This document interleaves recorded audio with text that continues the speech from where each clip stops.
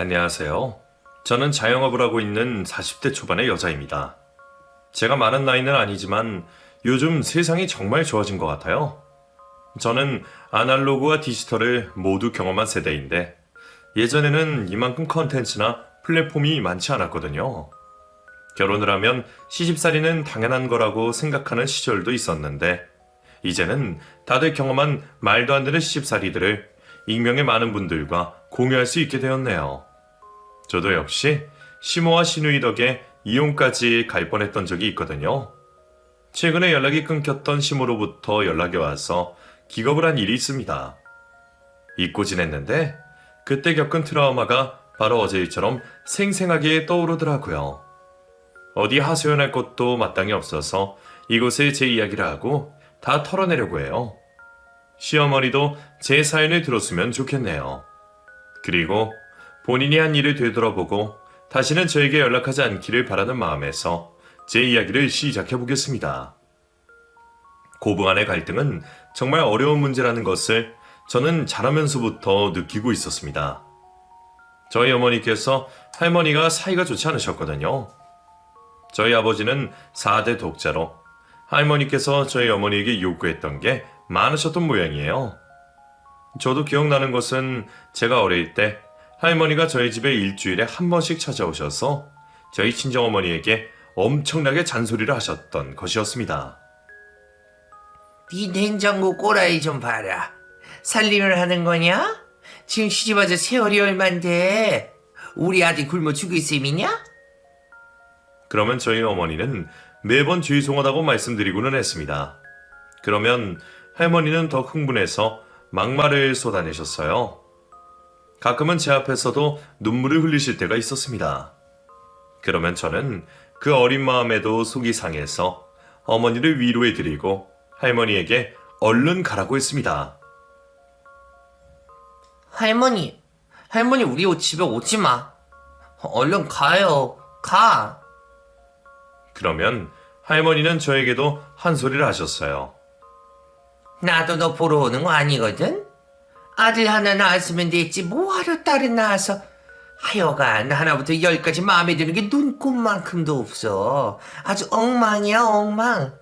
이래서 남자가 밖에서 일을 하겠나? 아이고 속상하다. 내가 우리 귀한 아들 생각만 해도 가슴이 꽉 막힌다 막혀. 그리고 그날 저희 어머니께서는 참고 참으시다가 폭발하셨습니다. 어머니, 제가 대체 뭘 그리 잘못했다고 그러세요?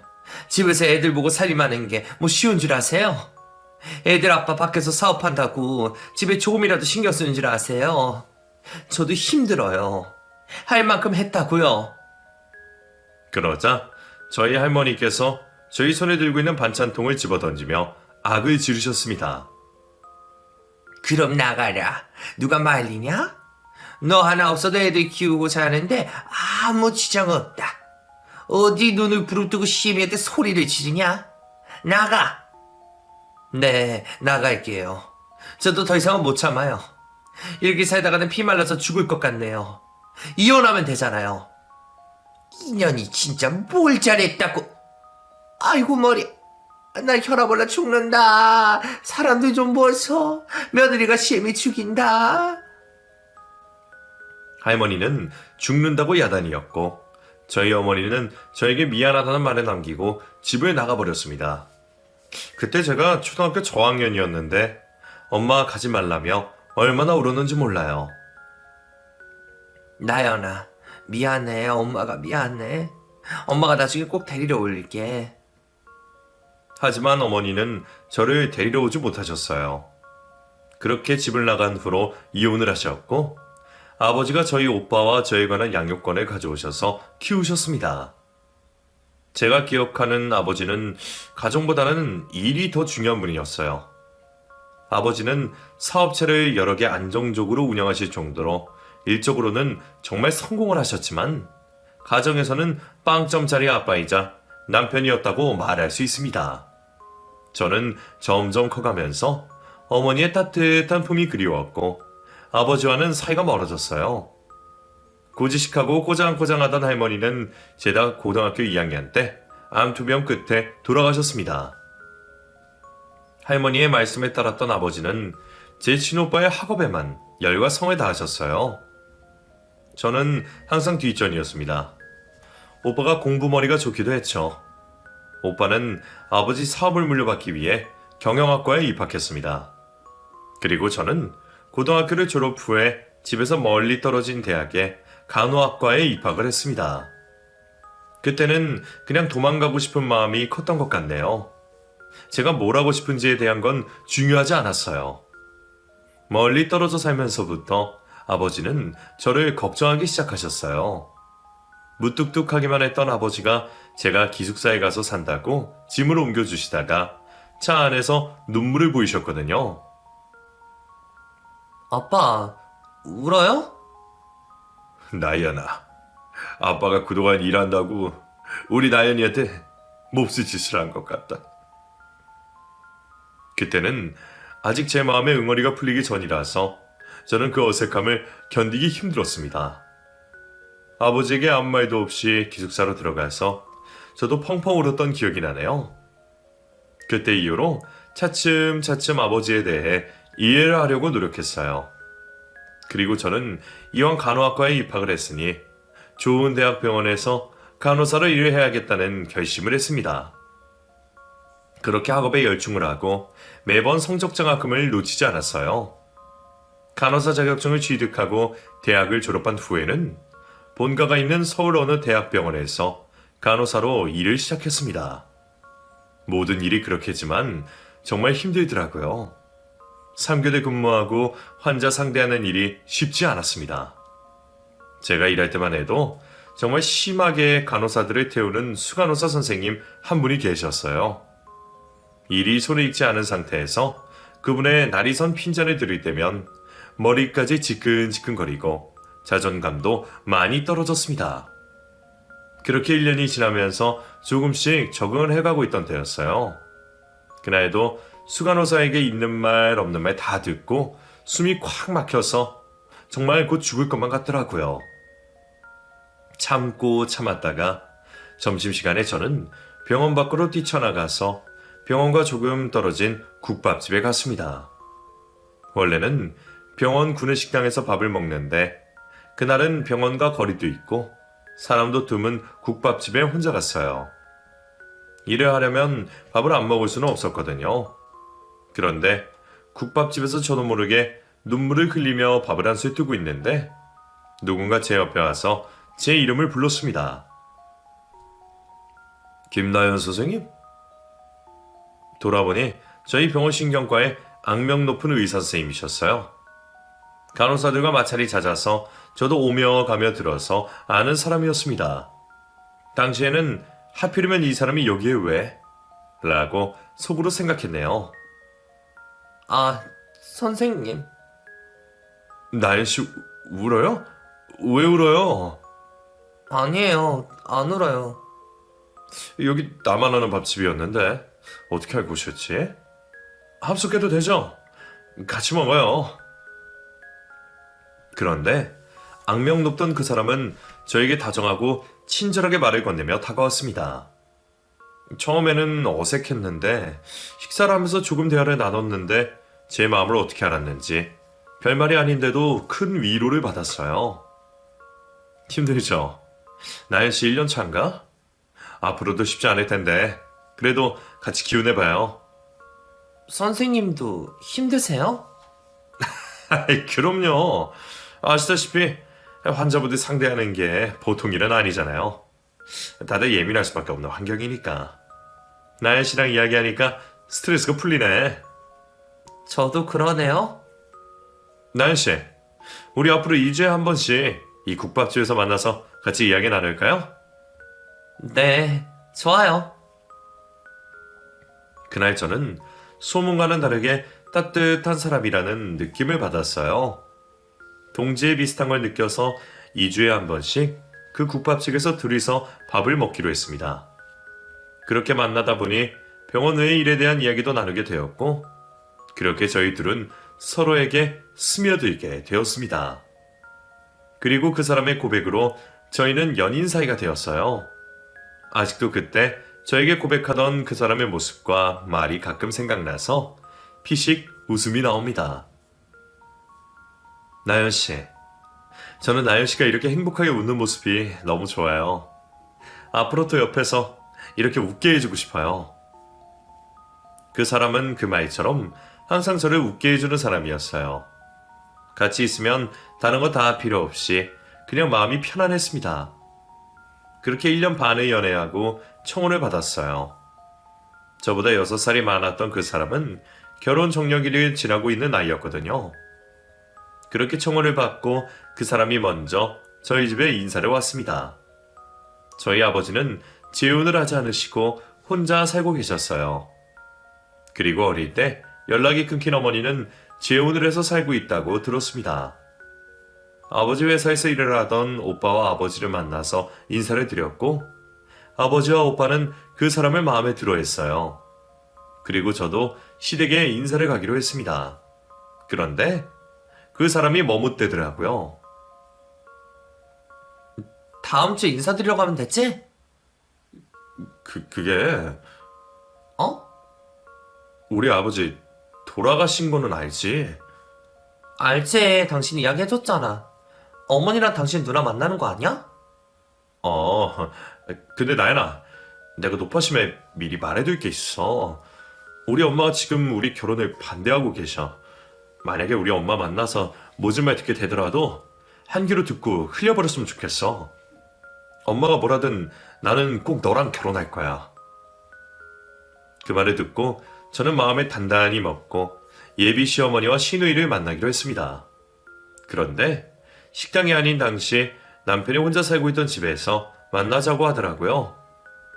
약속 시간에 남편의 집으로 갔는데 시어머니와 시누이가 제가 갔는데도 본체도 안 하고 청소를 하느라 바빴습니다. 엄마, 누나, 그만하세요. 나연이 왔어요.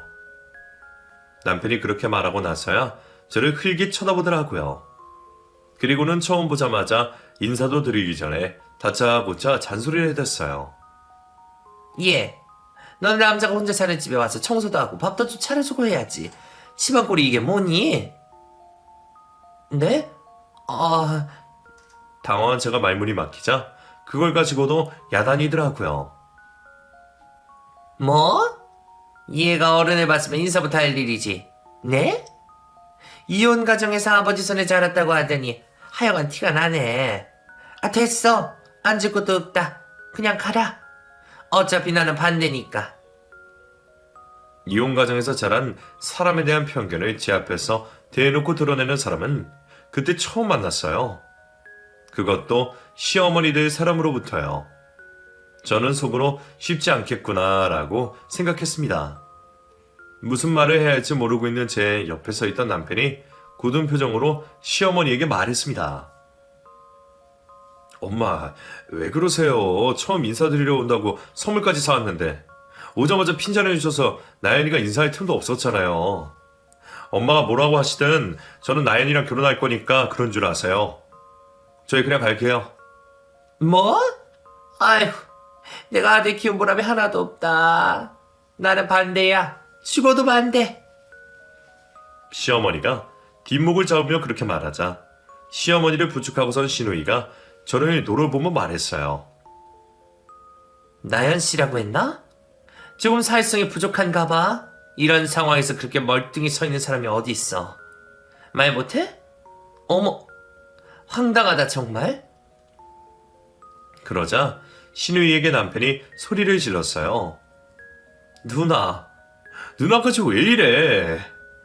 저희 그냥 갈게요. 그렇게 남편은 제 손을 잡고 집 밖으로 나왔습니다. 식은땀이 나더라고요. 저는 다시 가서 제대로 인사를 드리겠다고 했어요. 나 인사도 제대로 못 드렸어. 다시 가서 인사 드릴게. 내가 잘못했어. 다시 가자. 그러자 남편이 단호하게 말했습니다. 아니야, 됐어. 다시 가봤자 또 험한 꼴만 당해. 그냥 가지 말자. 미안해, 나연아.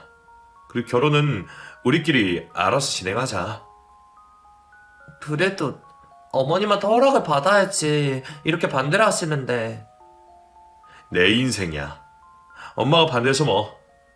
나연아, 나만 믿어. 남편의 말도 맞는 말이었습니다. 서른이 훌쩍 넘은 어른이고 각자의 반려자를 선택하는데 부모의 반대가 무슨 소용이 있겠냐 싶은 생각이었어요. 그만큼 그 사람에 대한 믿음과 사랑이 강하기도 했기에 결혼 준비를 시작했어요. 병원에도 저희의 결혼 사실을 알렸습니다. 다들 놀라더라고요. 그렇게 하나하나 준비를 했습니다. 저는 시어머니에게 연락을 드리려고 했는데 남편이 반대를 했어요. 그래서 상견례도 하지 않고 결혼식 날이 되어서야 시어머니와 시누이를 다시 만날 수가 있었습니다. 예식 시작 5분 전에 도착한 시어머니와 시누이는 신부 대기실에 들어와서 도끼 눈을 뜨고 또 막말을 해댔습니다. 독한 년. 내가 그렇게 반대를 했는데 기어이 결혼을 하는구나. 시어머니의 말에 시누이도 추임새를 넣으며 말했습니다. 그러게 말이야. 난 손이 어떻게 된 줄 알았잖아. 어떻게 연락 한 번이 없니? 엄마 됐어. 용준이 저 자식이 얘랑 결혼하겠다는데 어쩌겠어? 때리는 시어머니보다 말리는 시누이가 더 밉다는 말 많이들 하시잖아요. 그걸 직접 뼈저리게 느낄 수 있던 순간이었습니다. 시누이가 어찌나 얄밉던지요. 당시에 시누이는 이미 결혼을 한 상태였어요.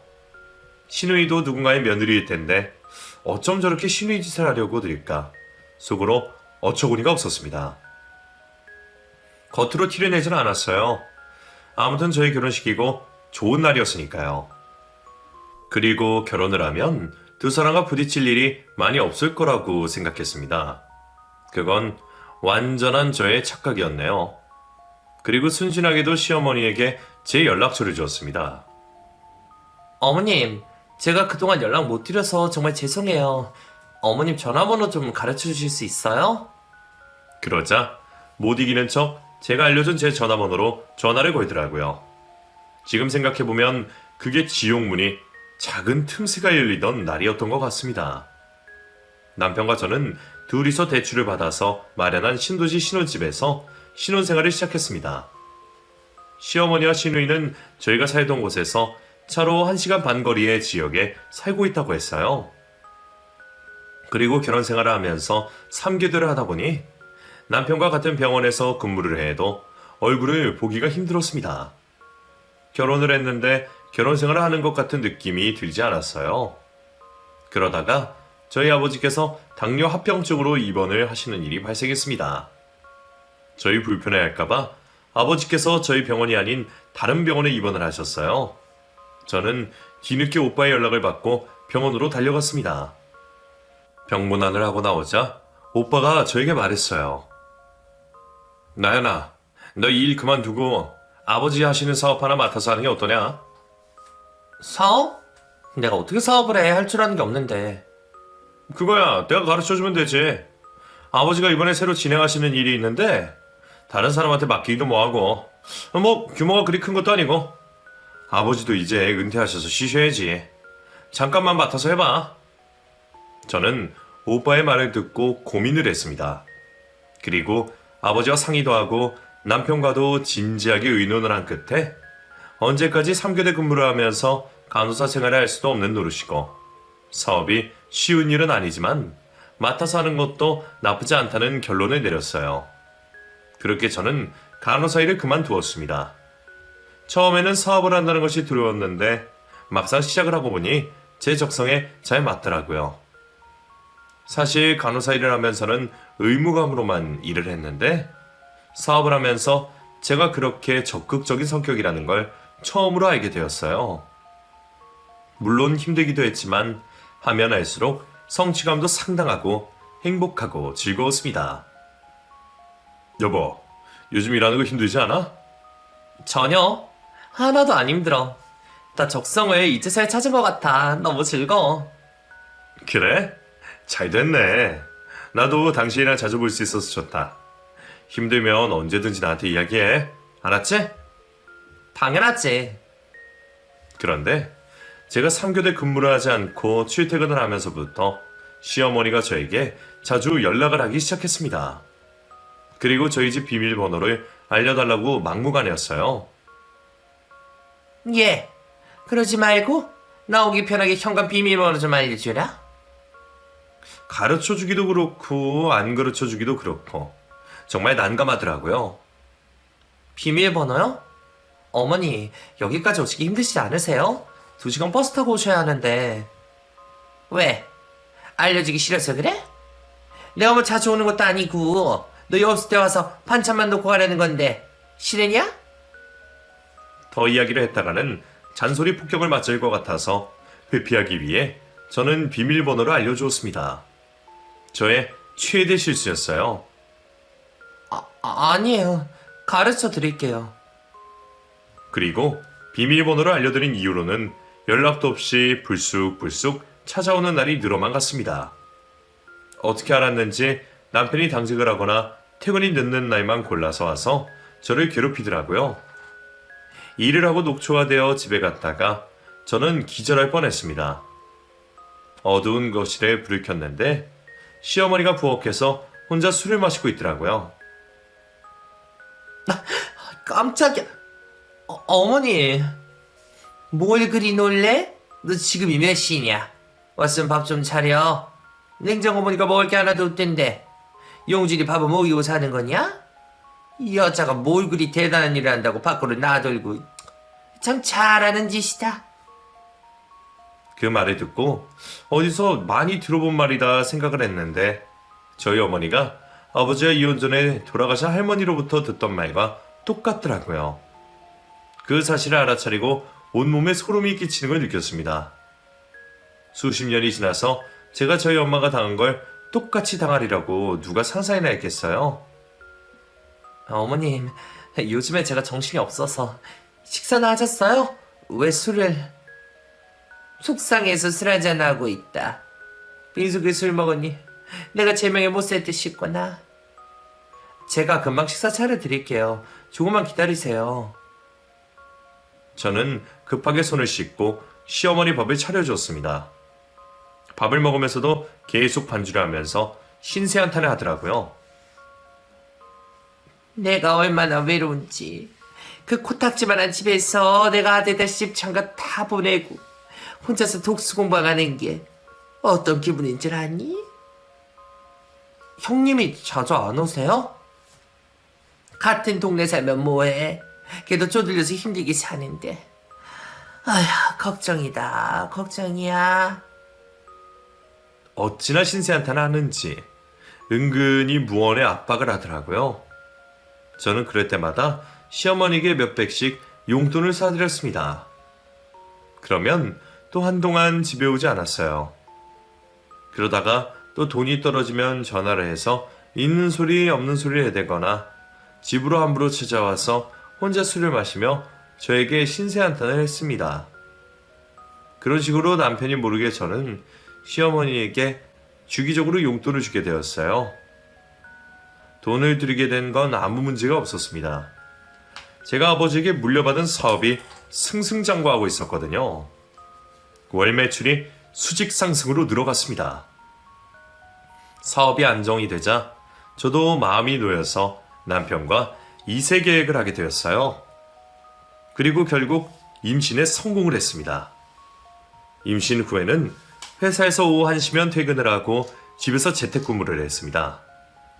회사가 저희 신혼집에서 가까웠거든요.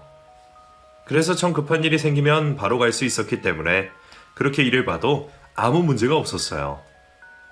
임신을 하고 얼마 후에 남편과 저녁을 먹고 있는데 시어머니로부터 전화가 걸려왔습니다. 받자마자 다짜고짜 고함을 지르더라고요. 야, 너 정신이 있어? 없어? 네? 어머니 그게 무슨... 왜 돈을 안 붙여? 지금 며칠인지 알아? 아, 제정신 좀 봐. 깜빡했어요. 금방 보내드릴게요. 전화기를 뚫고 나오는 시어머니의 목소리를 들은 남편이 전화를 빼앗아 들고 시어머니에게 말했습니다. 엄마, 이게 무슨 소리예요? 너 집에 있었냐? 아니다, 끊어. 엄마, 제가 넉넉하게 용돈 보내드리잖아요. 나연이한테도 돈 받고 계셨어요? 정말 왜 그러세요? 이제 나연이한테 이런 일로 전화하지 마세요. 나연이 임신한 건 알고 계세요? 자꾸 이런 식으로 하시면 제가 보내는 용돈도 끊을 줄 아세요? 그렇게 말하고 남편이 전화를 끊어버렸습니다. 그리고 저를 타이르더라고요. 나연아, 이런 일 있었으면 나랑 상의를 했어야지. 언제부터 엄마 용돈 보내드린 거야? 얼마 안 됐어. 어머니가 혼자서 힘들어 보이셔서. 내가 얼마를 보내드리는데 그걸로 부직하신 게 말이 되냐? 미안해, 나연아. 그리고 앞으로는 이런 곤란한 일 있으면 꼭 나한테 말해야 돼. 알았지? 난 그냥 보내드릴 형편이 되니까. 알았어, 미안해. 시어머니는 남편과 저에게 이중으로 용돈을 받고 있던 모양이었습니다. 그날 이후로 저는 남편의 말대로 시어머니에게 보내는 용돈을 끊었습니다. 그리고 태교에 열중했어요. 임신 초기가 지난 이후 저는 요가를 배우러 다녔습니다. 그날도 요가를 마치고 집으로 돌아왔어요.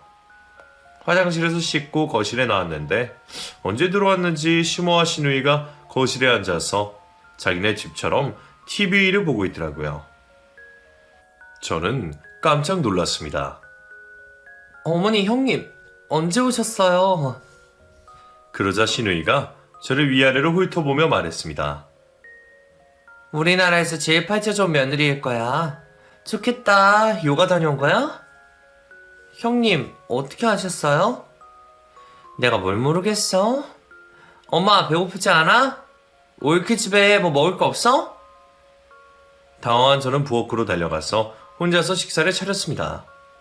식사를 차리는 동안 두 사람은 거실에 앉아서 TV를 보며 깔깔대고 웃으며 제 흉을 보더라고요. 어머, 저 집 며느리도 형편없네. 그치, 엄마?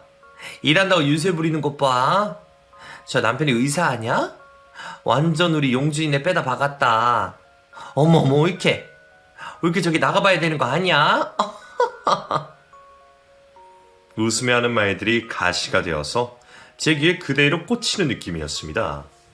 제 집에서 편히 쉬고 싶었는데 가시방석이 따로 없었어요.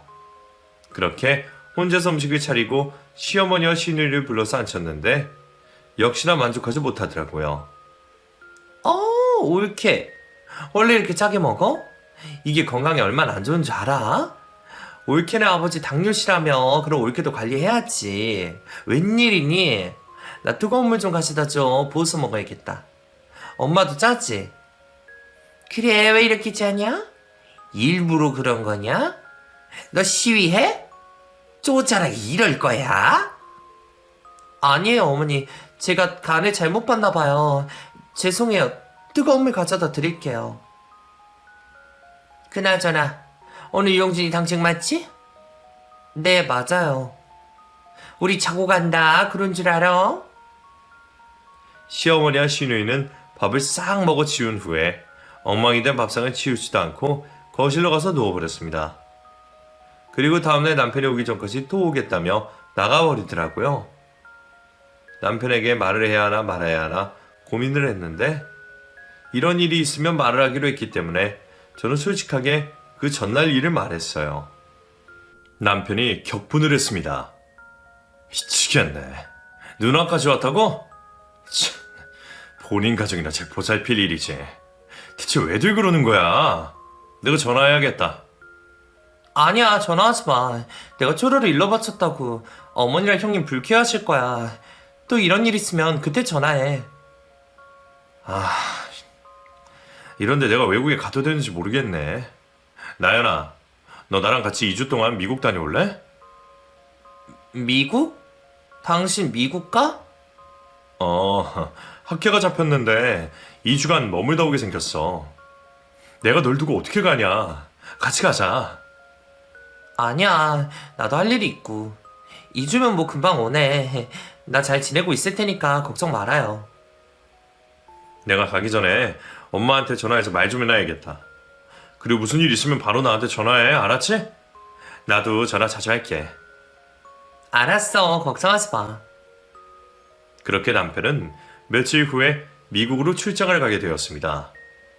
2주면 짧은 시간인데 별일이야 있겠냐 싶었어요. 하지만 시어머니와 시누이는 상상을 초월하는 사람들이었습니다. 남편이 출국하던 그날 귀신같이 저희 집에 찾아왔더라고요. 그리고 2주간 머물겠다고 말을 했습니다. 그 말을 듣는데 눈앞이 깜깜했어요. 옳게 엄마랑 나랑 여기 있으면 지낼게. 내가 사실 별거 중인데 갈 데가 없어. 엄마 집이 우리 집이랑 가까워서 그 동네 있기는 좀 그렇고 이 집 커서 우리들 있는 거 별로 신경 쓰지 않지? 그 물음에 저는 싫은 내색을 했습니다. 그럼 2주간 호텔에 지내시는 건 어떠세요? 제가 예약해드릴게요. 그러자 시어머니가 벼락같이 화를 내더라고요. 호텔? 내 아들 집이 이렇게 버젓이 있는데 우리가 호텔에 왜 가? 이게 아주 돈이면 다인 줄 알아? 아니요, 그게 아니라. 됐어. 밥이나 차려. 배고프다. 어머니, 형님, 저 임신 중이에요. 조금 힘든데. 그럼 밥하는 것 좀 도와주시겠어요? 제가 어렵게 그렇게 물었는데 두 사람은 귀가 들리지 않는 사람들처럼 제 말을 싹 무시해버렸습니다. 한숨이 절로 나오더라고요. 그리고 제가 차려준 밥을 다 먹고 나서 치우지도 않고 올케가 시모에게 말했습니다. 엄마, 우리 산책 갈까? 소화 좀 시키자. 그러자. 이 동네 공원 잘 되어 있더라. 가자.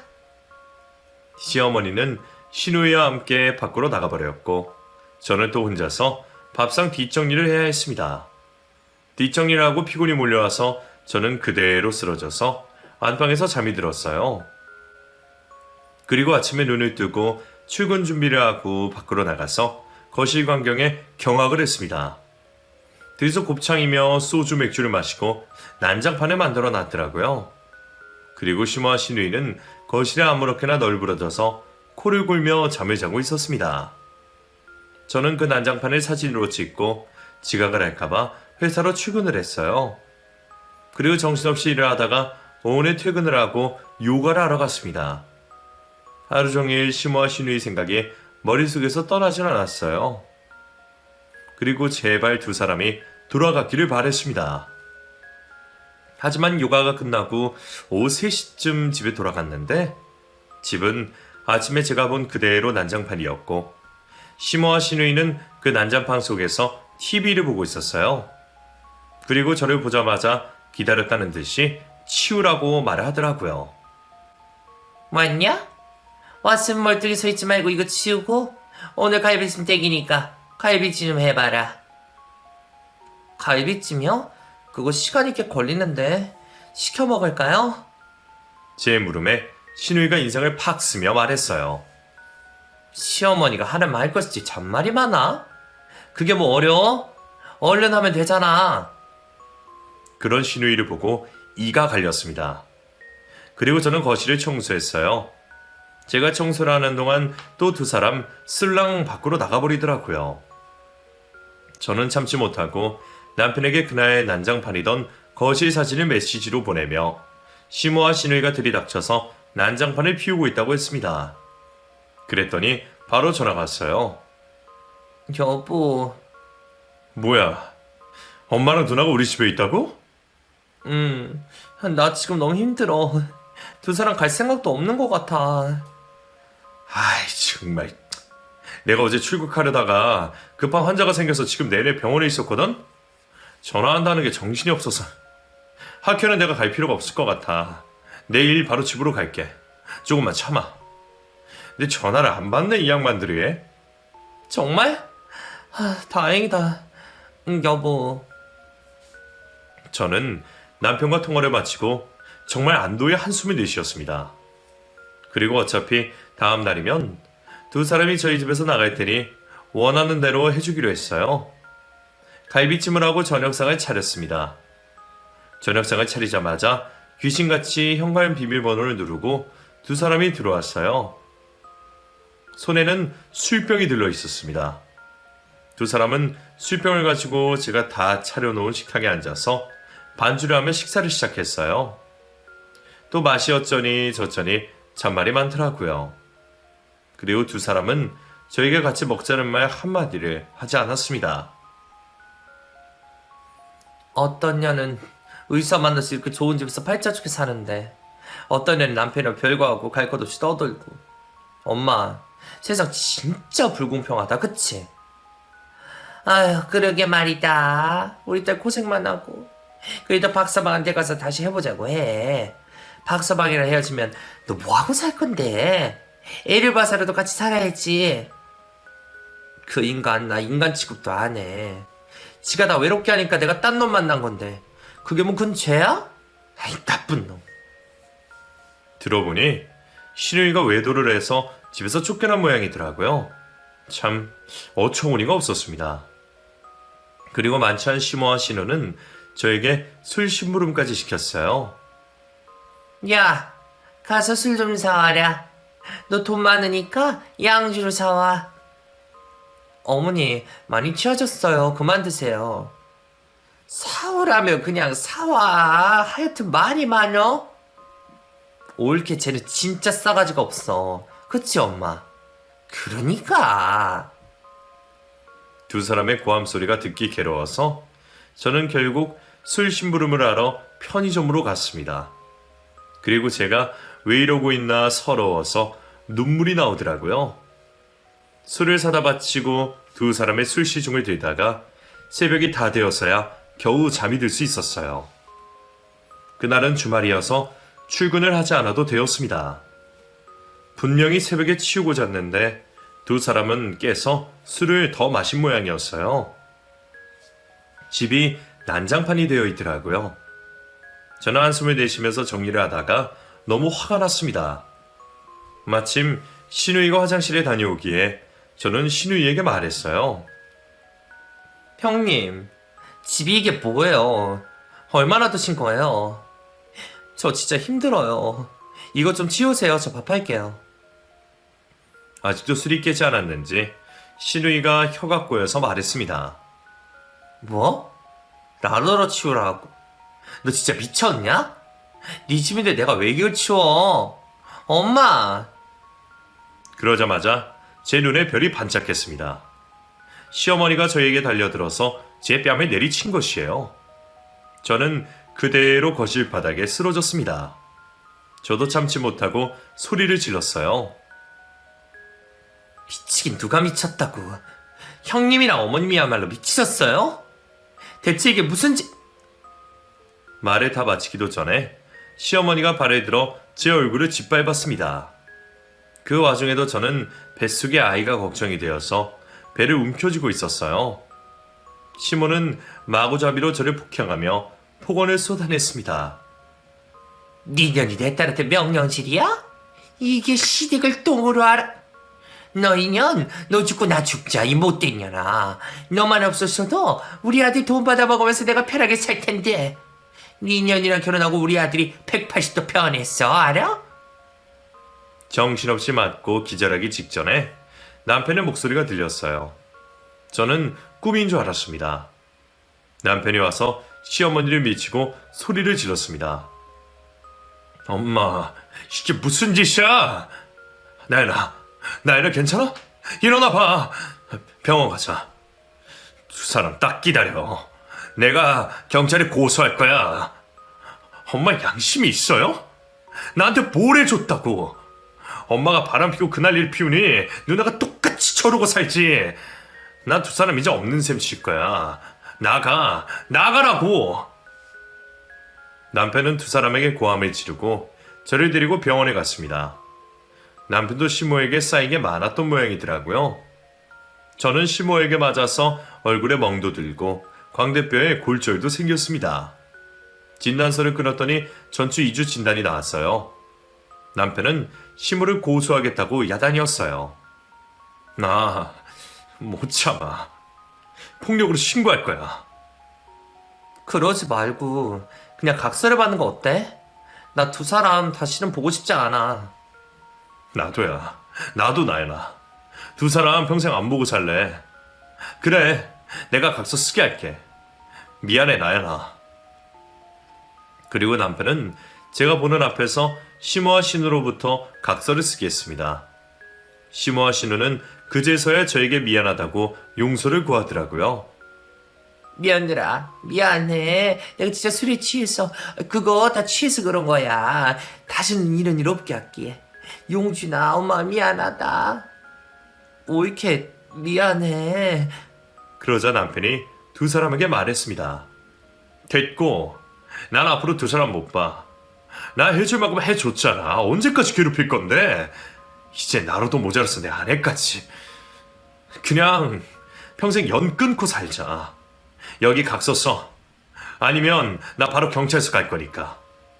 내가 증거 영상 찍어놓은 거 알지? 그러자 신우가 남편에게 버럭 화를 내더라고요. 증거? 너 진짜 이럴 거야? 누나, 정신 차려. 누나 아들 보기 창피하지도 않아?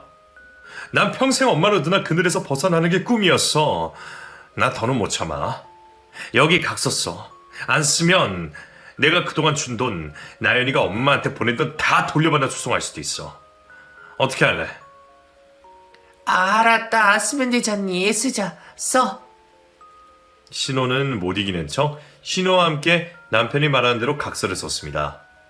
앞으로 더 이상 저희 앞에 나타나지 않고 저를 괴롭히지 않겠다는 각서였어요.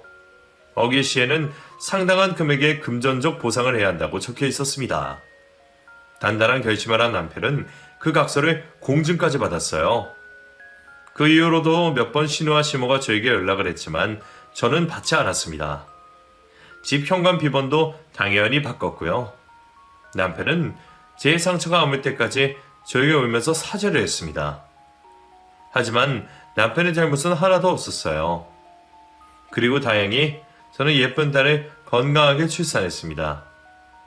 출산 후에 아이를 돌보다가 다시 일을 시작했고 제 사업은 나날이 번창했습니다. 그리고 저는 제 건물에 남편의 개인 병원을 차려주었어요. 남편과 저는 둘째 아들까지 낳고 지금도 단란하게 가정 꾸리면서 잘 지내고 있습니다. 신우는 결국 이혼을 하고 와서 시모와 지방으로 내려가서 장사를 하고 있다고 들었어요. 저에게 무릎 꿇고 사정사정을 해서 저는 마지막으로 두 사람이 새 출발할 수 있는 돈을 보내주었습니다. 어머니, 형님, 잘 지내고 계시죠? 용준 씨는 두 분 앞으로도 용서 못한다고 하네요. 저도 이 글의 끝으로 두 분은 없는 사람이라고 생각할 거예요. 그러니 또 연락할 생각 마세요. 짧고 강렬하게 제게 상처를 준 두 사람에 대한 기억을 저도 오늘로 다 털어내고 싶습니다. 여러분, 제 사연 들어주셔서 감사해요.